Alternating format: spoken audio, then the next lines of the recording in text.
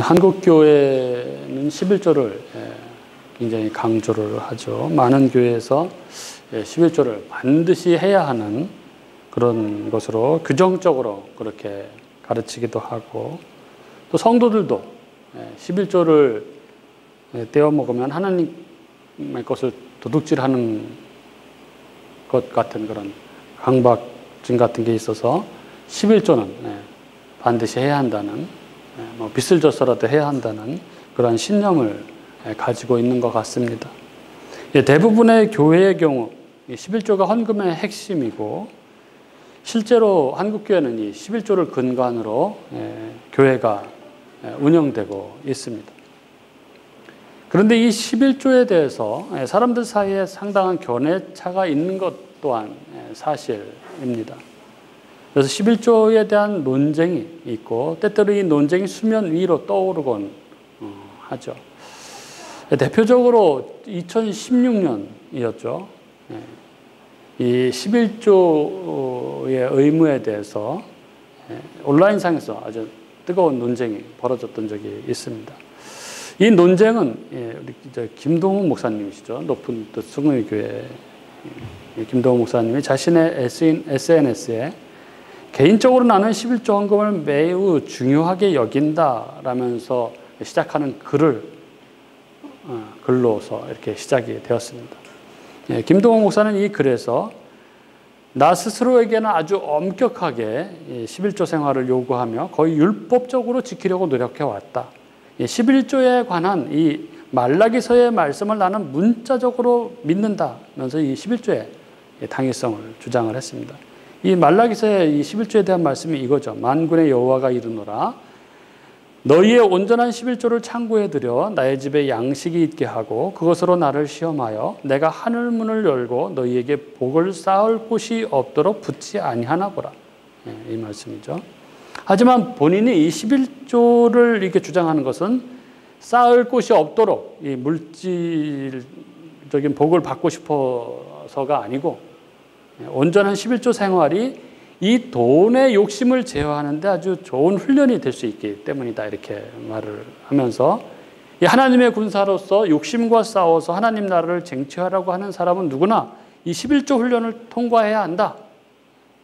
헌금도 제대로 못하는 사람이 하나님과 하나님 나라를 위해서 헌신할 수는 없는 법이다. 이런 글을 올려서 이 논쟁이 이제 시작되었습니다. 이 청년사역연구소장이었던 이상갑 목사가 의무가 아닌 은혜로 이 11조를 해석한 글을 바로 올렸습니다. 그러니까 아무리 좋은 것도 하나님이 빠지면 아무것도 아니다라는 말로 시작하는 이 목사는 가져오라는 단어에만 주목하고 머문다면 율법의 의무에 묶여 있는 것이다. 그런데 시험하여 보라로 나아가면 은혜가 보인다. 이렇게 말하면서 하나님은 11조를 드리지 않는다고 자녀 자격을 박탈하지 않으신다. 11조를 드리지 않는다고 싫어하거나 미워하거나 벌을 주지 않으신다. 하나님은 그리 쫀쫀한 하나님이 아니시다. 이렇게 말을 했습니다. 그리고 하루 뒤 22일 이번에는 이 샘물결 아카데미의 이 김요한 목사가 이 논쟁에 뛰어들었는데, 그는 이 한국 교회의 현재와 미래에 대한 책임감을 느끼는 리더 목사님이라고 한다면 최저 생활비에도 턱없이 못 미치는 수입에 허덕이는 이 교인을 양상하고 있는 우리 사회의 이 불평등한 구조에 대해서 지적하고 그걸 혁파할 수 있는 이 그런 메시지를 내놓아야 한다라고 지적하면서 이 가진 자들의 사회적 회심을 촉구하면서 우리 사회 전반에 이 자원적 재분배를 통해서 사회적 11조의 시행을 촉구하는 것이 올바른 성직자의 도리가 아니냐, 이렇게 하면서 김동욱 목사님을 저격을 했습니다. 이렇게 온라인에서 재점화된 이 11조 논쟁은 올리는 글마다 수백 개의 댓글들이 달리고 또 수백 개 공유로 이어지면서 막 퍼져나가면서 뜨거운 논쟁이 벌어졌던 적이 있습니다. 이 밖에도 어떤 사람들은 아예 이 11조를 폐지해야 한다 주장하는 사람들도 있죠. 유튜브에 보면은 이 11조에 대한 비판적 내용들의 영상들이 많이 올라와 있는데, 그 내용들, 그러니까 11조를 폐지해야 한다라는 사람들의 주장을 보면 대체적으로 이런 것입니다. 교회 역사에서 초대교회 때 성도들이 11조를 했다는 뭐 근거와 내용이 없지 않느냐 이렇게 얘기하는 것이죠. 그러던 것이 6세기 이후에 즉 중세의 타락이 시작되면서 이 11조가 교회에 생겨난 것이다 이렇게 얘기를 합니다. 그리고 이후 유럽 역사 속에서 계속해서 문제를 일으키다가 이 프랑스 혁명과 종교개혁을 통해서 유럽에서는 완전히 사라져버렸다. 즉 11조 제도는 이 중세의 부패의 상징이었다가 종교개혁 이후로 역사 속에서 사라진 거다. 그래서 11조는 율법주의의 산물이다 하는 것이 그들의 이 11조에 대한 주된 비판의 내용입니다. 그러면 11조는 무엇이고, 그리고 지금 이 시대에, 신약 시대의 11조 규례는 유효한 것인가? 이 문제에 대한 답은 뭐 각자가 답을 이야기할 수 있겠지만 우리는 성경은 어떻게 이야기하고 있는가를 살펴보는 것이 중요하죠. 우리는 이 신명기 앞에서 피를 먹는 것에 대한 규례와 이 음식법 규례에서 이 구약의 규례들, 이 율법들이 신약 시대에 형식적으로 그대로의 의미를 가지고 있지 않다는 것을 보았습니다. 즉 구약의 율법들은 신약에서 그리스도 안에서 다 성취되었기 때문에 신약 시대에는 그 의미를 살려서, 즉 구약에서 하나님께서 그렇게 명령하신 이유가 무엇인지를 살펴서 그 성취된 내용대로 지켜야 한다는 것을 우리가 보았습니다. 따라서 우리는 오늘 하나님께서 이스라엘 백성들에게 11조에 관한 명령, 11조에 관한 규례를 주시는 말씀을 보면서 하나님께서 우리에게 요구하시는 것이 무엇인지, 11조란 과연 무엇인지, 11조의 그 참된 의미를 확인하고 그 의미대로 우리가 살아가는 것이 중요한 것일 것입니다. 오늘 본문을 보도록 하겠습니다. 오늘 말씀은 1절에 너는 마땅히 매년 토지 소산의 11조를 드릴 것이며 이렇게 시작하죠.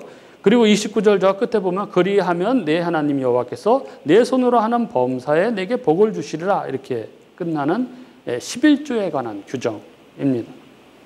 성경은 이 구약의 창세기에서부터 이 창세기의 아브라함 시대부터 또 야곱 그리고 이 모세 시대를 거쳐서 이 왕정 시대와 바벨론 포로 시기 그리고 신약에 와서는 예수님의 말씀에까지 계속해서 이 11조에 대한 기사들이 나오고 있습니다. 그럼 11조가 도대체 무엇일까요? 이 11조의 근본적인 의미는 무엇일까요? 우리는 이것을 확인하기 위해서 성경에 이 11조가 최초로 등장하는 이 창세기 14장, 이 아브라함의 11조를 살펴보는 것이 굉장히 좋을 것 같습니다. 왜냐하면 이 아브라함의 11조에서 우리는 이 11조의 본질을 확인할 수 있기 때문에 그렇습니다. 우리 아브라함의 11조, 창세기 14장을 한번 보도록 하겠습니다. 창세기 14장 17절부터 20절, 구약 17쪽에 있습니다. 창세기 14장 17절부터 20절 이렇습니다. 아브라함이 그돌라오멜과 그와 함께한 왕들을 쳐부수고 돌아올 때에 소돔 왕이 사회 골짜기 곧 왕의 골짜기로 나와 그를 영접하였고 살렘 왕 멜기세덱이 떡과 포도주를 가지고 나왔으니 그는 지극히 높으신 하나님의 제사장이었더라. 그가 아브라함에게 축복하여 이르되 천지의 주제이시오 지극히 높으신 하나님이여 아브라함에게 복을 주옵소서. 너희 대적을 네 손에 붙이신 지극히 높으신 하나님을 찬송할지로다 하매 아브라함이 그 얻은 것에서 10분의 1을 멜기세덱에게 주었더라. 바로 여기가 성경에서 최초로 11조가 등장하는 장면입니다. 소돔 왕과 고모라 왕과 아드마 왕과 스보임 왕과 소알 왕 이렇게 5나라 왕의 연합군이 이 엘람 왕, 고임 왕, 시날 왕, 엘라살 왕 이렇게 4왕의 연합군과 전쟁을 했습니다. 여기 소돔과 고모라 등의 5개국 동맹인 서방 연합군과 엘람 왕 그돌라오멜의 4개국 동맹인 이 동방 연합군이 싸웠다고 하니까 우리는 느끼기에 서로 비슷했는가 보다, 비슷비슷했는가 보다 이렇게 생각할지 모르겠지만은 사실 여기 동방 4개국 연합군은 어마어마한 동맹군이었습니다. 그들은 후에 이 페르시아, 바벨론, 아수르를 이루게 된 거대한 나라들의 연합군이었습니다. 그래서 그들은 순식간에 이 서방 5개국 연합군을 격파하고 그 나라들에서 모든 것들을 약탈해 갔습니다. 그런데 그 와중에 이 소돔에 살고 있던 아브라함의 조카 롯이 잡혀가게 된 것이죠. 예. 여러분, 아브라함에게 있어서 롯은 어떤 존재였을까요? 물론 그가 세상적인 욕심으로 이 기름진 땅, 이 소돔을 먼저 택해서 떠나긴 했지만 롯은 이 아브라함이 갈대아 우르에서 함께 데리고 온 자식 같은 그런 존재였습니다. 그래서 롯이 그들에게 잡혀갔다는 소식을 들은 아브라함은 이 집에서 키우던 사병 318명을 데리고 그 네 나라, 어마어마한 그 네 나라 연합군을 쫓아가서 그들과 전쟁을 합니다. 싸웁니다. 그리고 그 어마어마한 동방 4개국 연합군을 무찌르고 그들로부터 조카 롯과 그들에게 빼앗겼던 모든 재물들, 친척들을 다 찾아오죠. 그렇게 아브라함이 그돌라오멜과 그와 함께한 왕들을 쳐부수고 돌아올 때에 두 왕이 아브라함 일행을 영접합니다. 두 왕이 누구냐면 소돔 왕과 살렘 왕입니다. 이들이 영접을 하러 나온 이유는 뭘까요? 임무를 마치고 돌아오는 군대를 환영하는 것이죠. 왕이 군대가 출병을 해서 승리하고 돌아올 때 나와서 영접하고 환영사를 하는 게 고대 근동의 관습이었습니다.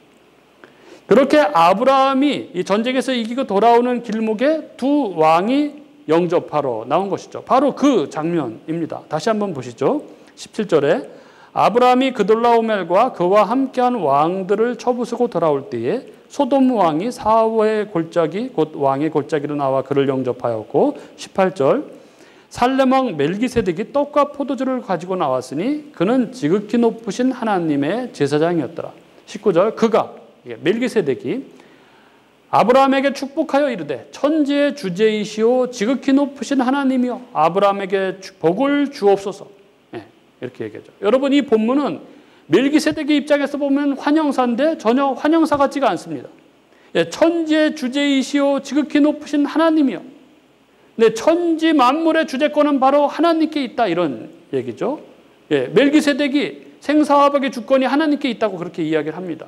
이렇게 천지의 주제이시오 지극히 높으신 하나님이여 아브라함에게 복을 주옵소서 하면서 20절에 뭐라고 얘기하냐면 너희 대적을 내 손에 붙이신 지극히 높으신 하나님을 찬송할지로다, 이렇게 말을 합니다.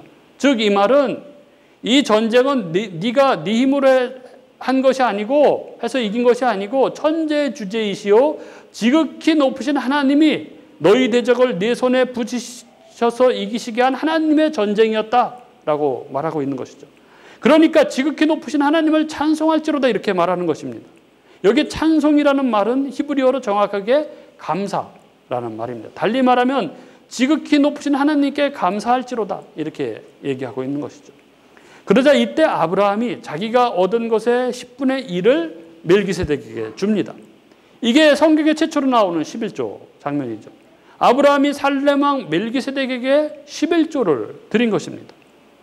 그런데 여기에서 우리는 이 11조라는 것, 이 10의 1이라고 할 때 이 1을 고대 히브리 사람들은 어떻게 이해하고 있었는지를 알 필요가 있습니다.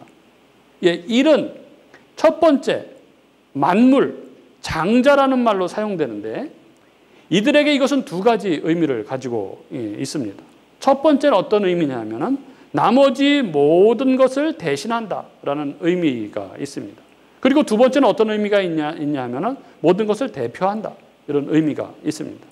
그래서 히브리에서 1이라고 할 때 이것은 순서상의 맨 앞에 1번이다, 그런 말이 아닌 것이죠.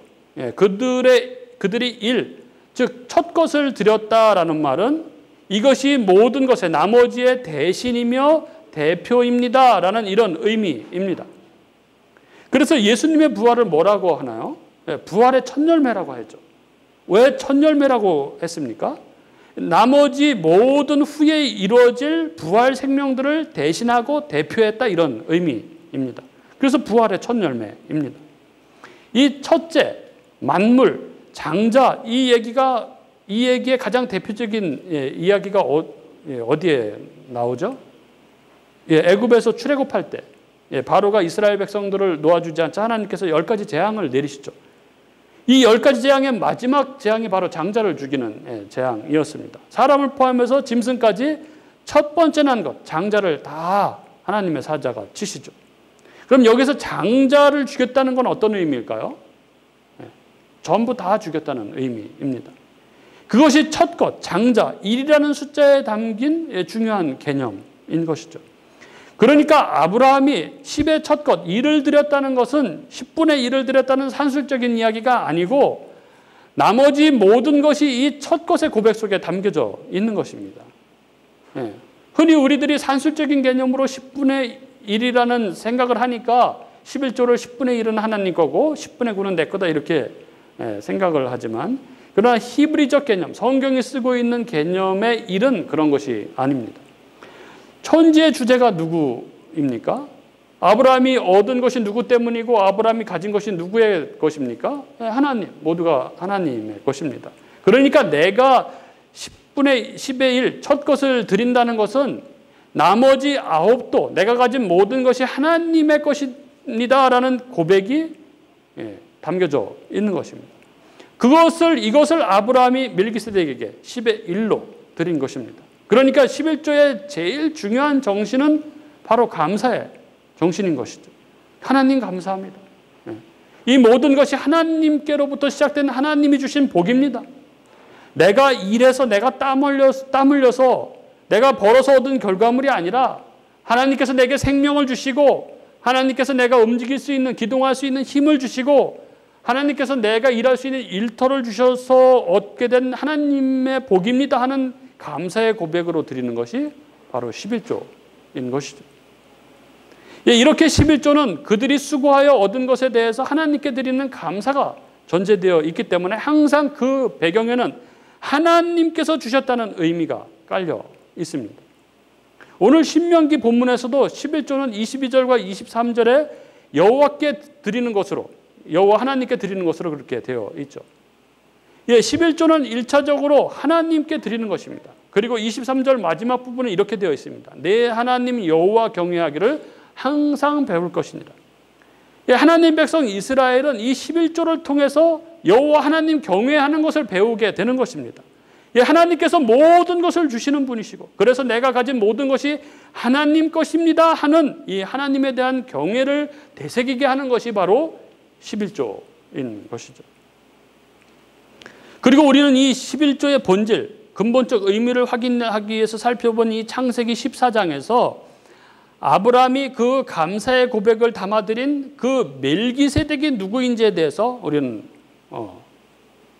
명확히 알 필요가 있습니다. 이 창세기 14장을 다시 보시죠. 18절 보겠습니다. 18절에 살렘 왕 멜기세덱이 떡과 포도주를 가지고 나왔으니 그는 지극히 높으신 하나님의 제사장이었더라. 이렇게 적고 있습니다. 살렘 왕 멜기세덱이 뭘 가지고 나옵니까? 떡과 포도주를 가지고 나왔습니다. 이분의 정체가 누구인지는 모릅니다. 또 이것이 뭘 뜻하는 건지도 모릅니다. 이분의 정체는 성경에서 이 살렘 왕이다 이렇게밖에 표현하고 있지 않습니다. 이 살렘 왕 멜기세덱은 동방 4개국 왕과 싸운 이 서방 이 5개국 연합국의 왕이 아닙니다. 거기에는 나오는 왕이 아니죠. 그럼 누구입니까?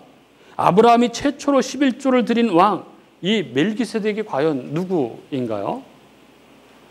그가 누구인지 성경은 다른 성경에서 그것을 정확하게 밝힙니다. 시편과 히브리서에서 밝히고 있는데 대표적으로 히브리서 7장에 보면 1절부터 3절 제가 읽어드리겠습니다. 이 멜기세덱은 살렘 왕이요 지극히 높으신 하나님의 제사장이라. 여러 왕을 쳐서 죽이고 돌아오는 아브라함을 만나 복을 빈 자라. 아브라함이 모든 것의 10분의 1을 그에게 나누어 주니라. 그 이름을 해석하면 먼저는 의의 왕이요 그 다음은 살렘 왕이니 곧 평강의 왕이요 아버지도 없고 어머니도 없고 족보도 없고 시작한 날도 없고 생명의 끝도 없어 하나님의 아들과 닮아서 항상 제사장으로 있느니라. 이렇게 적고 있습니다. 히브리서 7장에서 이분의 정체를 뭐라고 하냐면은 아버지도 없고 어머니도 없고 족보도 없고 시작한 날도 없고 생명의 끝도 없는 사람. 누구인가요? 바로 하나님의 아들이신 예수 그리스도를 예표하고 있는 것이죠. 이어서 나오는 말씀도 그렇게 되어 있죠. 하나님의 아들과 닮아서 그래서 항상 제사장으로 있느니라.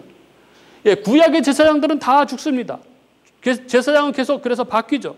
그런데 항상 제사장으로 있는 영원한 제사장은 누구만 유일합니까? 예수 그리스도만 영원한 제사장이시죠. 그러니까 이 살레망 멜기세덱은 바로 예수 그리스도를 예표하고 있는 그림이었습니다. 예, 놀랍게도 아브라함이 예수 그리스도의 모형인 멜기세덱에게 11조를 드린 것입니다. 그분이 아브라함을 영접하러 나올 때 손에 뭘 들고 있습니까? 떡과 포도주를 들고 있습니다. 여러분, 떡과 포도주는 신약 성경에서 무엇을 상징하나요? 예, 예수님의 우리를 위한 희생을 상징하죠. 그래서 마태복음에 보면 예수님께서 이 떡은 너희를 위하여 찢어질 내 몸이요 이 포도주는 너희를 위해 흘릴 내 피니라 이렇게 말씀하시죠. 그러니까 멜기세덱은 그리스도의 모형으로서 예수님께서 어떠한 죽음을 통해서 우리를 구원할 것인지를 설명한 구속의 그림이었습니다. 그렇습니다. 아브라함의 11조는 그 죄로부터, 그 사망으로부터, 그 비참함으로부터 다시 회복되어서 이제 평강으로 생명으로 살아난 자가 하나님께 드리는 신앙 고백인 것이죠. 11조는 이렇게 예수 그리스도의 피로 구속함을 받은 모든 하나님의 자녀가 하나님께 감사함을 올려드리는 신앙 고백입니다. 예수 그리스도의 구속의 은혜와 그리고 그 이후의 모든 하나님의 사랑에 대한 총체적인 신앙 고백을 담고 있는 것이 바로 11조인 것입니다. 그렇게 11조에는 이 드리는 자의 감사와 기쁨과 감격이 있는 것이죠. 오늘 신명기 말씀을 보십시오. 22절에 토지 소산의 11조, 즉 23절에 곡식과 포도주와 기름의 11조를 여호와 하나님께 가져가서 드리는데 사람들이 그것을 하나님께 드리면서 동시에 그것들을 자기들끼리 나눠 먹으면서 즐거워했습니다. 26절을 보십시오. 24절부터 26절까지 말씀은 성전과 집이 거리가 너무 멀어서 이 생축이나 곡식을 가져가기 어려운 사람들은 돈으로 바꿔가서 현지에서 그것으로 다른 산물들을 바꿔서 하나님께 드릴 수 있다는 그런 규례인데 26절에 보면 내 마음에 원하는 모든 것을 사서 이렇게 되어 있죠. 그리고 내 하나님 여호와 앞에서 너와 내 권속이 함께 먹고 즐거워할 것이다 라고 이렇게 하였습니다. 11조를 드리는 자리는 이스라엘에게 있어서는 아주 즐거운 축제 자리이죠. 즉 이 자리는 하나님의 은혜와 복주심을 기념하는 그런 잔치의 자리였습니다. 따라서 11조에 이것이 결여되어 있으면 그것은 문제가 있는 것이죠. 11조를 드릴 때 가장 중요한 요소는 의무성과 경직성이 아닙니다. 여기에 손을 대면 큰일 나니까 내가 드리는 것이다 이건 11조가 아닌 것이죠. 하나님께 드리는 11조는 하나님께서 내게 주신 복의 증거입니다. 내가 하나님께 11조를 드릴 수 있다면 그것은 하나님께서 나에게 물질의 복, 풍성한 복을 주셨다는 반증입니다. 그러므로 우리는 하나님께 기쁨과 감사에 11조를 드릴 수 있어야 합니다.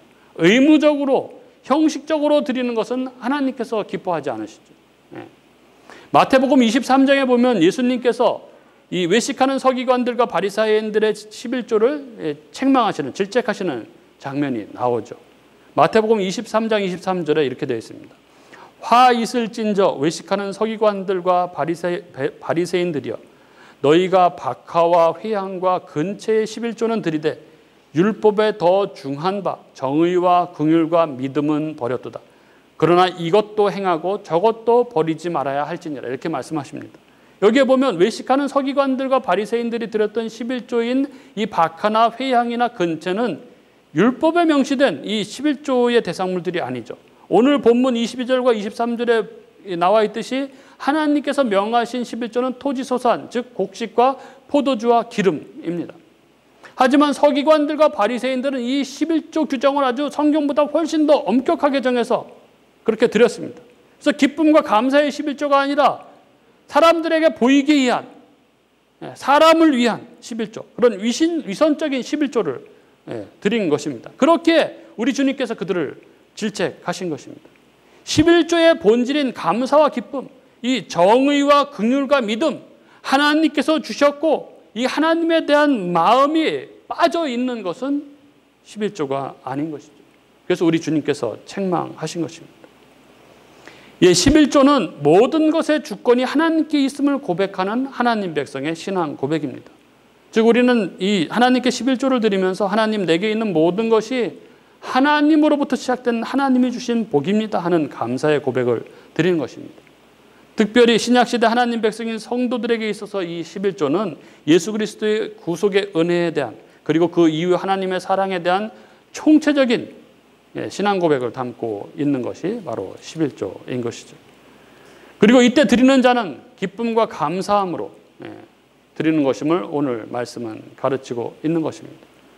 즉 11조는 지기 싫은 짐을 억지로 지는 것이 아니라 자원하여 드리는 기쁨과 감사의 그림이 바로 11조인 것이죠.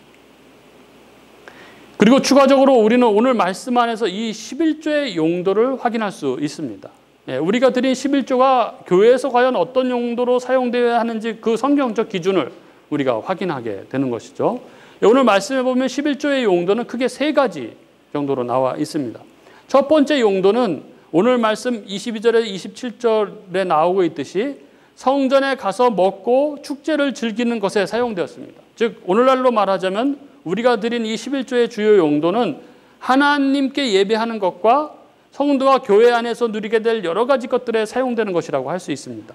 오늘날의 항목으로 말하자면은 예배를 준비하기 위한 부대 비용들과 성도의 교제를 위한 비용들과 그리고 교회가 기본적으로 운영되기 위해서 사용되는 기타 비용들이라고 할 수 있습니다. 이렇게 예배를 드리고 절기를 지키고 함께 즐거워하는 데 사용되었던 것이 11조의 첫 번째 용도입니다. 그리고 11조의 두 번째 용도는 오늘 말씀 29절에 나타나 있죠. 내 성중에 거류하는 객과 및 고아와 과부들이 와서 먹고 배부르게 하라. 즉 11조의 또 다른 용도는 구제입니다. 11조는 가난하고 소외되고 힘든 자들을 위해 사용합니다. 교회 안에 그리고 우리의 이웃들 중에 연약하고 어려운 상황 가운데 있는 자를 돌아보아서 돌보는 것에 사용하는 것이 바로 11조인 것이죠. 그리고 마지막으로 11조의 세 번째 용도는 오늘 말씀 27절과 29절에 나오고 있는데 바로 레위인을 위한 것입니다. 레위인들은 하나님을 섬기는 직무를 맡기 위해서 생업을 갖지 않기 때문에 이스라엘 모든 지파들은 자신의 소득 중 10분의 1을 레위인들을 위해서 드리도록 하나님께서 그렇게 명령하셨습니다. 특별히 이 레위인을 위한 이 11조가 민수기 18장에 나오고 있는데 여기에는 뭐 다른 규례가 하나도 언급되어 있지 않고 하나님께서 레위인들의 부양을 위해서 이스라엘로 11조를 드리도록 명령하고 있는 것을 보게 됩니다. 따라서 성경이 말하고 있는 11조의 용도는 이스라엘의 이 성전에서의 모든 예배와 활동을 위한 것, 그리고 구제비, 그리고 레위인들의 부양을 위한 용도로 사용되었습니다. 오늘 우리는 이 11조에 관한 말씀을 들었습니다. 오늘 우리가 살펴보았듯이 11조는 뭐 그걸 내서 뭐 복을 받는다 이런 의미도 아니고 11조는 뭐 율법의 이야기도 아닙니다. 이 아브라함의 11조는 율법이 생기기 이전에 있었던 것이죠. 11조는 율법 이상의 더 숭고한 가치가 담겨져 있는 진정한 하나님 백성의 진실한 신앙 고백이라는 것을 우리는 보았습니다. 그리고 예수 그리스도의 구속의 은혜에 대한 그리고 그 이후에 모든 하나님의 사랑에 대한 총체적인 이 신앙 고백을 담고 있는 것이 바로 11조라는 것을 보았습니다. 예수 그리스도로 말미암아 하나님 나라에 들어오게 된 하나님의 백성들은 언제나 신앙 고백을 통해서 그 하나님의 통치 안으로 하나님 나라로 들어가게 됩니다. 그렇습니다. 우리는 예수 그리스도로 말미암아 이 땅에서 이미 천국 하나님 나라를 살아가는 존재들입니다. 우리가 예수를 믿을 때 우리들에게는 어마어마한 변화가 생겼습니다. 하늘문이 활짝 열렸습니다. 예수를 믿기 전과 믿은 후가 뭐 아무 변화가 없는 것처럼 생각하는 분들 계시죠? 아닙니다. 확 달라졌습니다. 완전히 달라진 것이죠. 예수를 믿는 자들에게는 이제 하나님과의 관계가 회복되므로 하늘문이 활짝 열려서 하늘로부터 그 모든 신령한 복들이 쏟아져 들어오기 시작하는 것이죠.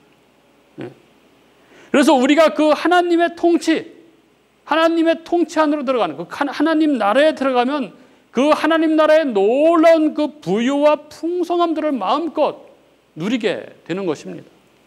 그 놀라운 하나님의 통치에 들어가는 신앙 고백, 그 중에 하나가 바로 11조인 것이죠. 11조를 통해서 우리는 모든 것의 주권이 우리 주님께 있음을, 우리 주님으로 말미암아 지금 내가 존재하고 있다는 그 감사의 고백을 드리며 우리가 하나님의 통치 가운데로, 하나님 나라로 들어가게 되는 것입니다. 재물, 즉 만몬의 통치를 떨쳐버리고 하나님의 통치 가운데 들어가게 되는 것이죠. 그 하나님 백성의 하나님 나라의 삶의 기둥 같은 역할을 하는 것이 바로 이 참신자의 신앙 고백인 11조인 것입니다. 오늘 우리가 11조에 대해서 함께 나눴습니다. 오늘도 천지의 주제가 되시는 그분 앞에 우리의 신앙 고백을 새롭게 하는 우리들이 되었으면 좋겠습니다. 11조에 대한 우리의 마음을 바르게 새롭게 함으로 내 삶에 하나님 나라의 기틀이 공고해집니다. 그래서 그 하나님 나라의 부유를 마음껏 누리는 저와 여러분이 될 수 있기를 주님의 이름으로 축복합니다.